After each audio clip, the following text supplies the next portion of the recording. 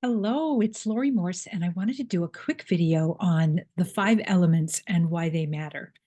So, the elements are that which make up the entire universe, including you and I, right? Like every aspect of our being, every particle of our being is made up of the elements of Earth and the universe beyond.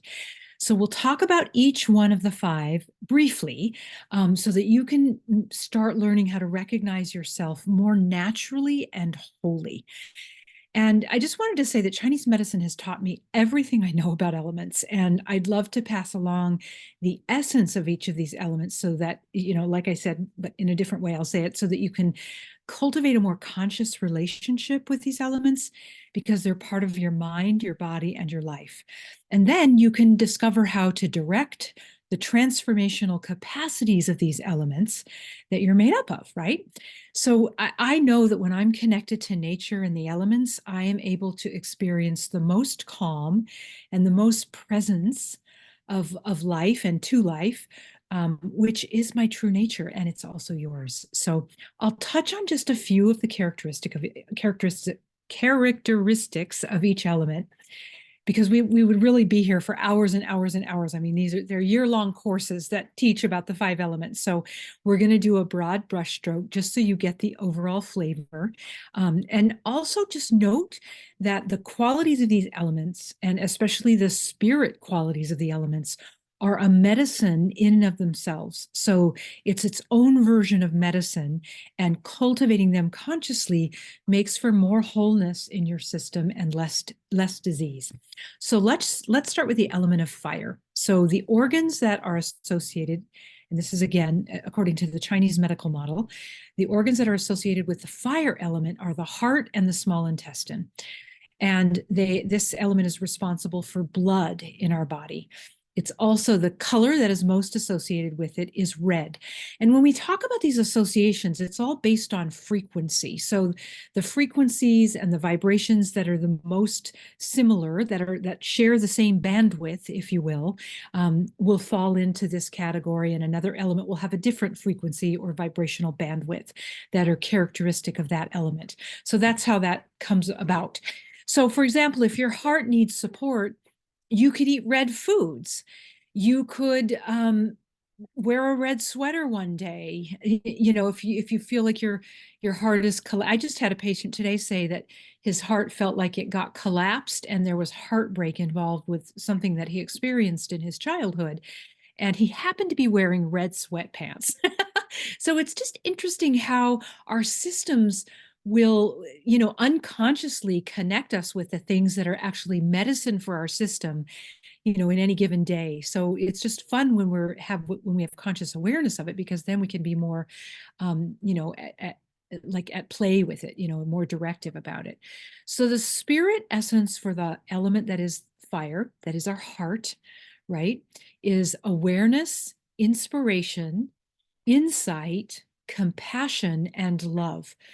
So if your heart feels broken or it's not functioning the way it should, then these are the qualities, the spirit qualities. And the reason I say spirit qualities is because it's the non-physical essence of this particular system that, that's one of five systems that make up our bodies. So when I say it's responsible for blood, it's responsible for circulation. We know that the heart is responsible for circulation in the whole body. It carries blood, to every particle of our body, and that blood carries nourishment and oxygen. And I mean, it's like the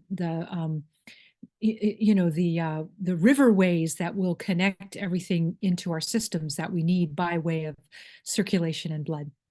So anyway, if there's anything that you're off about or you're suffering from in your heart, whether it's physical or emotional or spiritual, then cultivating awareness.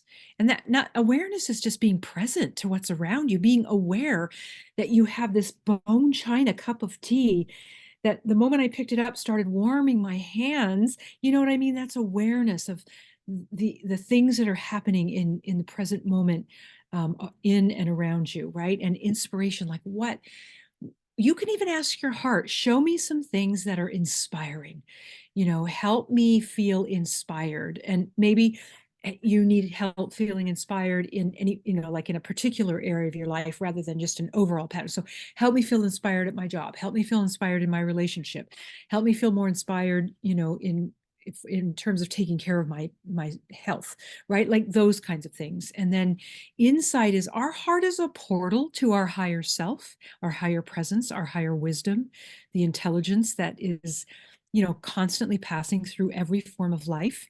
And so we can actually, make a request of our heart to connect us to that insight. Like, show me some insight around what would be the best thing to cultivate this relationship, or the best thing to the way I should move in the next my body, meaning movement that would be serving for my body in this particular season, right? Because it might be different in different seasons. And then of course compassion and love are like, the pièce de résistance, right? Like the Dalai Lama talks about it all the time.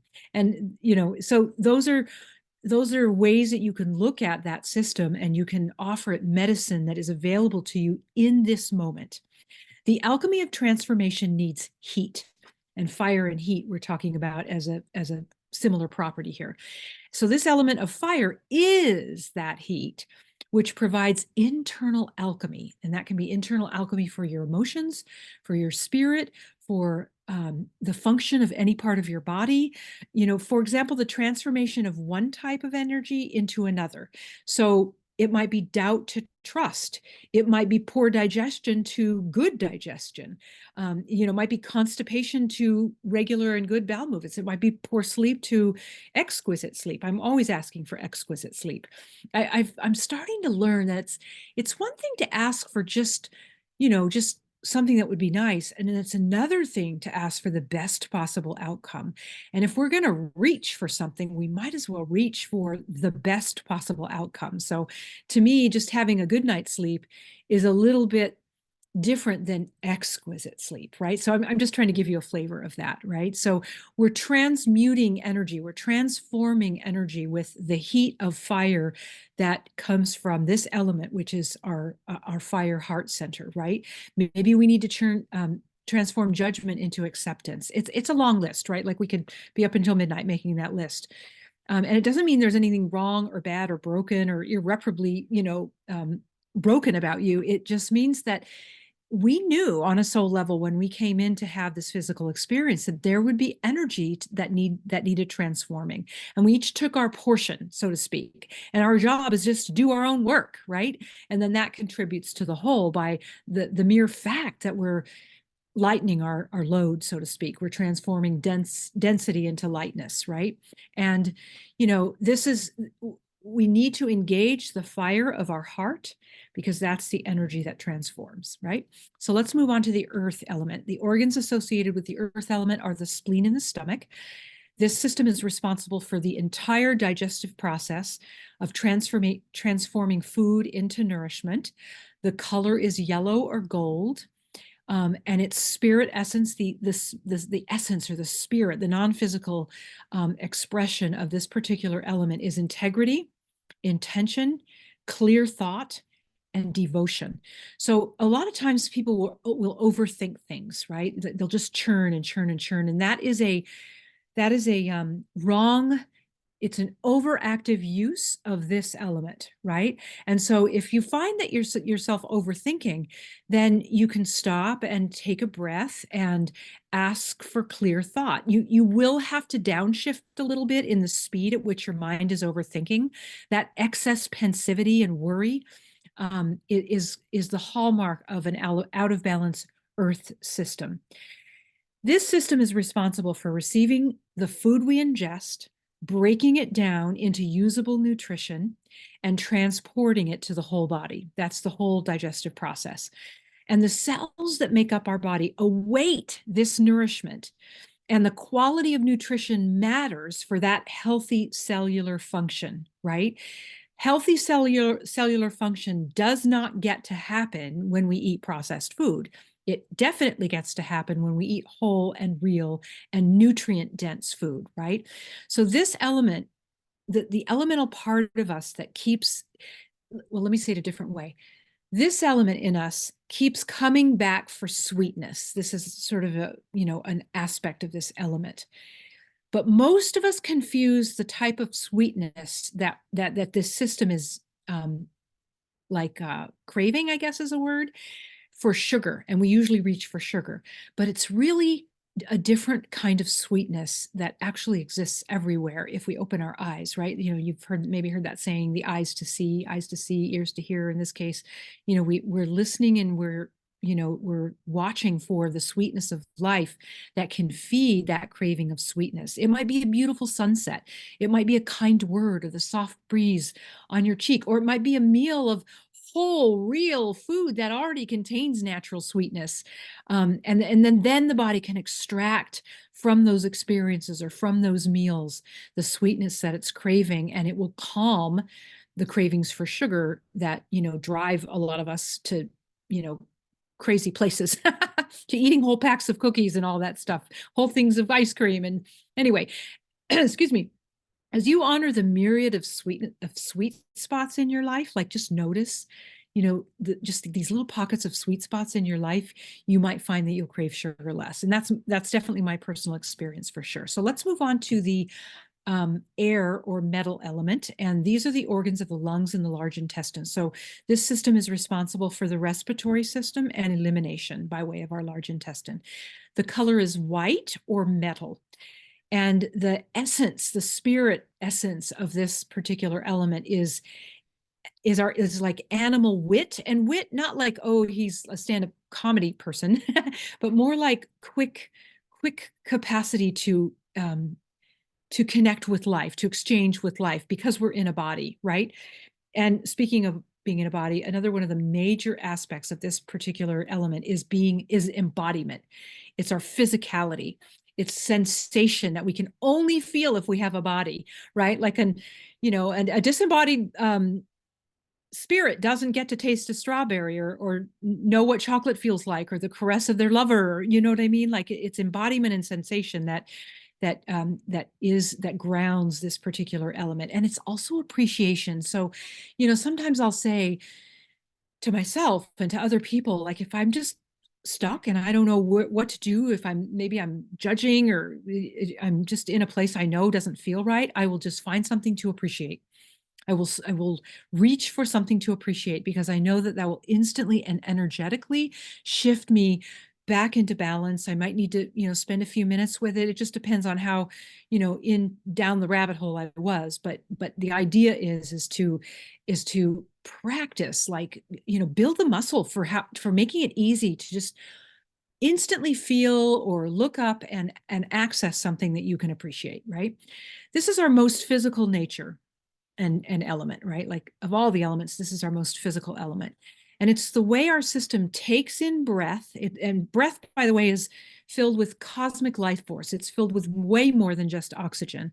And this is something science doesn't know yet, but, ancient wisdom and ancient understanding and, those kinds of, well, I'll just leave it at that. Ancient wisdom definitely understood that every time we took in a breath, it was filled with a cosmic life force that made these bodies work, right? So people say, oh, deep breathe to calm your system or get out of a panic attack or something, but it's way, way more than that. Like, we always learn like this much, but really there's like this much that's a part of that thing that we're learning. So if we just remember that, then we can always keep expanding what we have access to in any sliver of something that we're learning, right? So when we truly experience our body, well, let me go back and say that, that cosmic life force also has the capacity, along with our good nutrition, to regenerate the atoms and the molecules that make up our cells, organs, glands, and our entire form, right? And glands are what secrete hormones.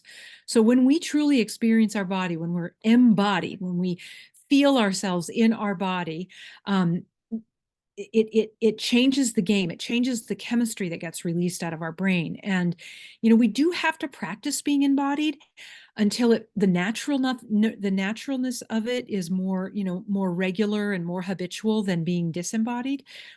Being disembodied means, for the most part, we're operating from our neck up, or we've even left our body and we're operating from some sidebar, trying to like make our thoughts and our actions and our life work, right? That's that's what's called disembodiment. And we want to be embodied. Everything happens in the present moment when we're embodied. So that alone is just a good practice, just bringing yourself back in your body. You can right now just feel like your bottom on the chair, the back of your legs on the chair. If you're sitting, if you're standing, you can just feel your feet on the floor. Either way, you can drop your awareness into your lower core, and you can do Kegels where you squeeze and release like you're going to squeeze, close the flow of urine and then release it open again. That brings your awareness down lower. You can wiggle your toes, and that brings your awareness all the way into the counterbalancing place that our head and our constant churning of thoughts, tends to be. If you wiggle your toes, then at least there's more balance. At least there's a counterbalance to that spin. So, and then just practice being with the sensations of your body. And for the most part, try to just be with those sensations without judgment. Like if you feel a little pain somewhere, and the judgment would be something like, oh no, I need that to go away. What if that turns into something really bad? I mean, we have all done this, right? So I don't have to go on about how that goes. But what if you could just go into that part of your body and be curious and say, hey, how you doing? What can I do for you? What do you need? And from a real curious perspective, rather than I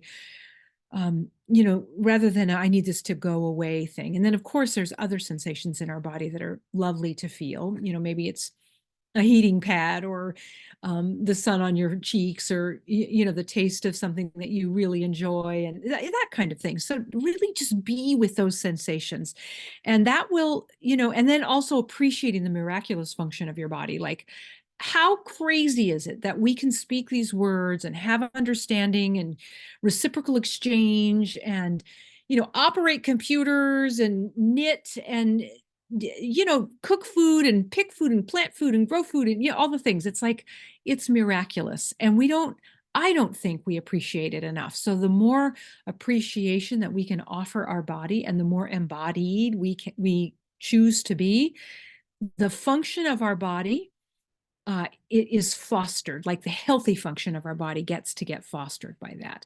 And the core wound of human existence is a separation between mind and body, especially in our Western culture. So as you consider cultivating, connecting with your body, it will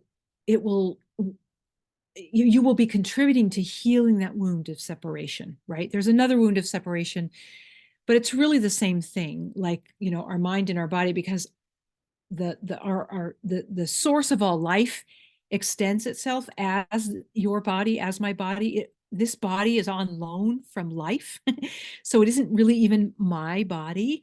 But the other way that this wound of separation is talked about is our disconnection from the source of life. But our body is the source of life. So if you go into your body, then you're connecting with life, right? So if one makes the source of life so far out and nebulous and hard to sort of connect into, then we're not going to be very inspired to do it. But if we just go into our own universe, then it's easier to be embodied. Okay, so let's move on to the water element. And I think it's the second to the last one, yes. So the organs associated with the water element are the kidneys, the adrenals, and the bladder. And this system is responsible for a lot. It's responsible for our immune function, for our bone health, for our hair health, for reproductive capacities. It's responsible for thyroid health. I mean, those are the main ones. And the color is dark blue. So wild blueberries, for example, would be a great thing to eat. And black beans are really good for this. It's that deep, dark ocean, deep in the ocean, water that almost looks black, but it's not black, it's dark blue, right? So, and the essence, the spirit essence of this element is courage. A lot of times courage is associated with the heart, and that's not true, because the root of the word courage is cœur, and in France that means heart. In French that means heart. And so but the kidneys and the heart have an interesting, like sibling relationship, if you will. So I think that why it's put in this category elementally is because there's a root to courage, and there's a root to our will being aligned with a higher purpose that puts it into this category of the water element. This system is our battery pack. So I often say to people when we're talking about, our life force or our energy or our chi, right? That chi is just a Chinese word for energy or life force. That when we're born, we have a full tank of chi, and that's like the gas tank for our life, right? And when we're halfway through our life, the gas is half empty, right? And when the gas tank empties, that's when our life empties, right? That's when we're done. So how we manage this battery pack determines our quality of health and our quality of life. And so becoming really aware of what like fuels that tank and what siphons that tank is really a good idea. And you already know the things like, not getting enough sleep, eating, overeating and eating processed and sugary foods, and, constantly activating a stress response, and not cultivating things that make you feel peaceful and happy. Those are all those kinds of things will siphon your tank, whereas the opposite will actually fuel you. Your body will go, oh, we've got some grist here. We've got some non-physical and physical grist. So let's say the non-physical is a creativity process or a walk in nature, or loving exchange with someone, and the physical grist is a whole, real, healthy, nutritious meal, right? So this part of our system, this element, this part of our system relates to survival and whether we feel like we have enough, right? Which also translates into whether we are enough. Like that's one of the big things that almost every human being has to get over, is feeling like they are enough and they're worthy and they're lovable. Those kind of are all similar in the similar category. And that's something that everybody has to come to realize, that, oh, if I'm an extension of life and life is already whole and complete and enough, then that means I am too. And then you get to start operating from that premise and letting it teach you how true it is, right? Like it's just one of the most juicy things that I've stumbled into in my journey of cultivating all these things. It's like, okay, there's no such thing as not enough. There is in our mind, there is in our lower human egoic mind, because it's always, that part of ourselves is always parsing things out and trying to get enough and make sure that someone else doesn't take our things, and or that kind of thing. But the truth is that the nature of the universe is plenty, and so we get to live into that as well, on on every subject of our life being plentiful. So a constant stress response is really taxing to this system, and prolonged stress, I kind of said it before, is like draining the battery, right? You go to start your car and the battery's dead, right? It's something along those lines. And the nature of the universe, as I just said, is plenty. So when we feel depleted or hopeless or a waning resilience, it's a sign from that system that it needs rest and support and restoration, not to sort of be more driving of ourselves, but to be fueling of ourselves, if that makes sense. Okay, so let's move on to our last element, which is wood. And the organs that are associated with this element is the liver and the gallbladder. And this system is responsible for detoxification on all levels. In Western medicine, it's known that the liver is a detoxification organ. In Chinese medicine, it's a broader scope of function, right? So this system detoxes all the food, all the liquid, all the air, all the emotions that we take in, right? It's also responsible for the smooth flow of energy and circulation throughout our whole body, while the heart is about blood flow and circulation. This element, the wood element, and the liver in particular, is responsible for all of that flow being smooth and that it doesn't get stuck in certain parts of our body. If we have pain somewhere in our body, it means there's the flow of circulation, the flow of life force through that area is stuck, and that's the only reason we feel pain. So yeah, so that's that. And then the color is green.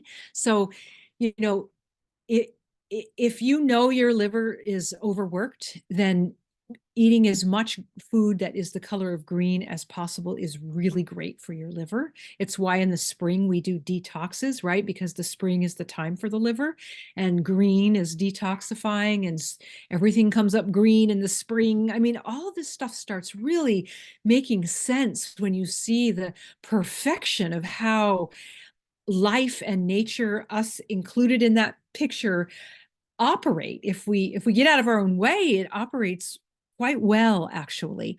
Looking at the color green, looking at grass. I think why type A people like to golf is because it's a whole span of green and it's soothing to its liver function. I mean, it's, there's all kinds of ways we can notice. Oh, you can even send green as a healing ray in and of itself, a healing light.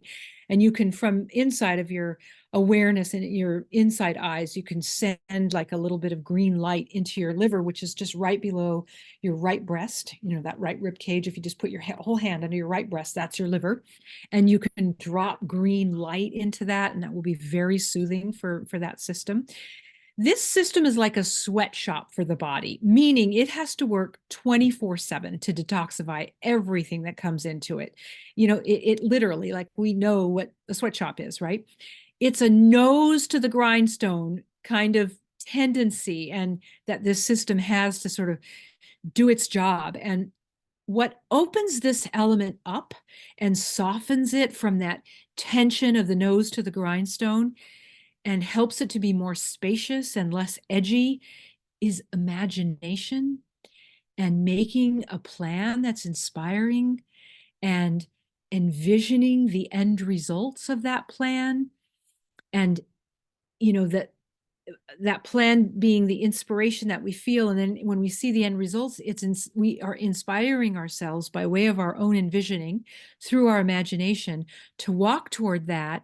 And that's very healing to this system, right? This system is also talked about as being like a general. So a good general likes a good plan and likes to know what direction he or she is moving toward, and likes to know that the support that it needs is lined up in order for that plan to be successful, right? And this isn't from a mental drive perspective. It's from an elemental and energetic and spirit essence perspective, right? So in our culture, we're all about setting goals and driving ourselves. And, that isn't what we're talking about here, right? So, and the other spirit essence to this element is benevolence. And benevolence is another way of saying compassion. The number one medicine for this element, when it's tight and rigid and, tense, is self-compassion.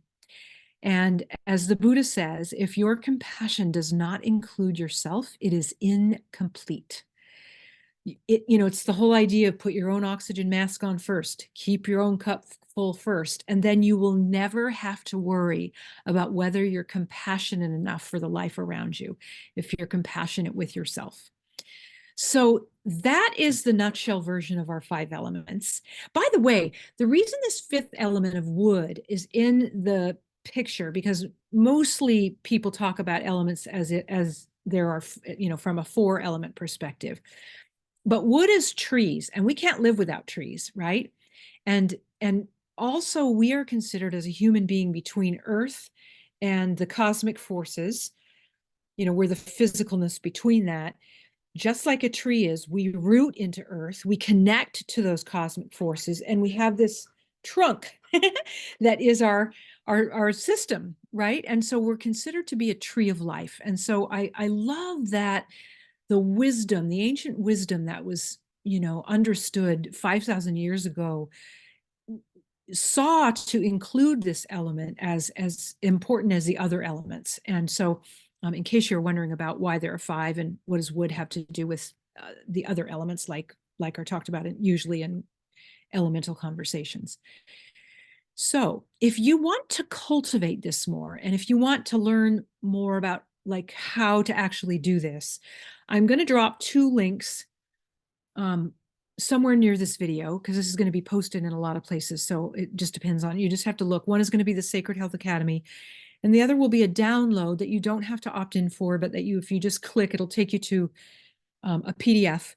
And it's like the success path for walking these elements over a period of time, so that you're cultivating inside of yourself the essence and the quality of this element while you're tending and healing and releasing and softening the aspects that you've gotten habituated into, and are no longer serving. So I hope this has been an interesting little bit of information. I was trying to keep this short. I'm not sure how long we've gone, but I'll stop here and let me know if you have any questions about any of this. Okay? All right, be well.